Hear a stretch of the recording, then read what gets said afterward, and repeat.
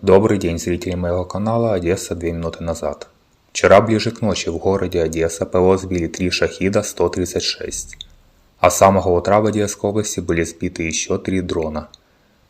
На этом моменте поставь лайк. Спасибо, продолжим. По информации оперативного командования «Юг», в акватории Черного моря 3 надводных корабля и 1 подводный, на борту которых 28 крылатых ракет типа «Калибр», а также десантные корабли. Подписывайтесь на канал и будьте в курсе событий.